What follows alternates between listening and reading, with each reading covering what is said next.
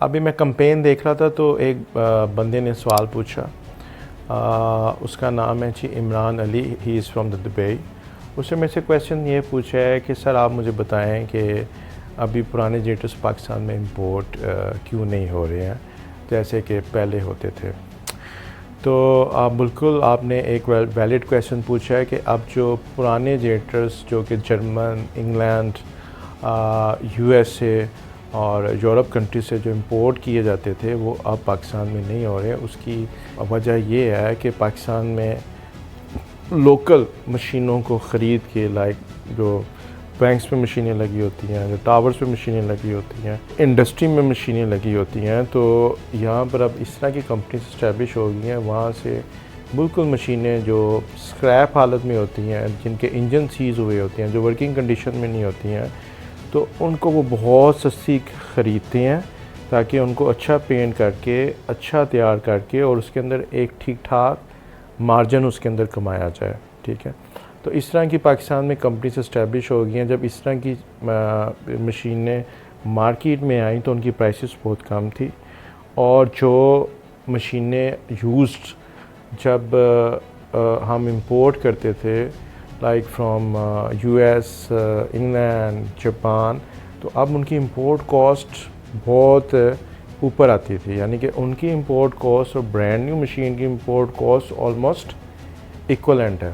تو اس وجہ سے جو پرانے جنریٹر کی جو امپورٹ ہے وہ پاکستان میں آلموسٹ نہ ہونے کے برابر ہے۔ پھر دوسرا، پاکستان میں لوکل مارکیٹ میں جنریٹرز کی ڈیمانڈ کوئی اتنی زیادہ نہیں ہے، کارپوریٹ سیکٹر پہ ڈیمانڈ ہے یا سرکاری ادارے ہیں ان میں ڈیمانڈ ہے، تو وہاں پہ ساری برانڈ نیو مشینز چلتی ہیں۔ تو پاکستان میں جو یوز جنریٹر کی جو امپورٹ تھی وہ 1990 سے لے کے آپ سمجھ لیں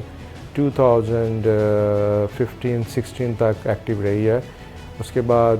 کیونکہ مارکیٹ میں ڈیمانڈ کم ہونا شروع ہو گئی اور یہ بزنس ڈکلائنیشن کی طرف جانا شروع ہو گیا، اور جو ہے 2020 میں آلموسٹ کرونا بھی آ گیا تھا، اور جس کی وجہ سے جتنے بھی یہ امپورٹرز تھے انہوں نے اپنا بزنس ختم کر دیا۔ اب صرف اچھی کمپنیز جو برانڈ نیو جنریٹر کا بزنس کرتی ہیں وہ پاکستان میں رہ گئی ہیں، وہ کام کر رہی ہیں۔ سو پاکستان میں ایک CKD کانسیپٹ آ گیا ہے، انجن اور آلٹرنیٹر کو امپورٹ کیا جاتا ہے اور اس کو پاکستان میں اسمبل کیا جاتا ہے، کہ جو کہ بہت ہی سکسیزفل ٹیکنیک ہے۔ اس سے جو ہے آپ کی مشین کی کاسٹ بڑی نیچے آ جاتی ہے، برانڈ نیو مشین کی cost. On the other hand اگر ہم جاپان سے مشین امپورٹ کرتے ہیں، نو ڈاؤٹ اس کی کینوپی بہت اچھی ہے، اس کی مینوفیکچرنگ سٹائل بہت اچھا ہے، کمپلیٹ جنریٹر پاکستان میں پہنچتا ہے تو اس کی پرائس بہت زیادہ ہوتی ہے، لیکن وہ اس مشین کی ایک کلاس ہے، اس کی جو امپورٹ کاسٹ ہے بہت زیادہ ہوتی ہے۔ تو اسی لیے پھر لوگ پریفر کرتے ہیں کہ وہ نئی مشین کو خریدیں rather than پرانی مشین کو خریدیں۔ جو کمپنیز پاکستان میں اسٹیبلش ہوئی ہیں جو کہ اسکریپ جنریٹرز خریدتی ہیں، جیسے 2000 ماڈل، 2003 ماڈل، اور اس کو تیار کرتی ہیں اور پھر اس کو بیچتی ہیں، ان کی پرائسز بہت نیچے ہوتی ہے، تو اس وجہ سے بھی جو امپورٹرز تھے وہ اس بزنس سے باہر نکل گئے۔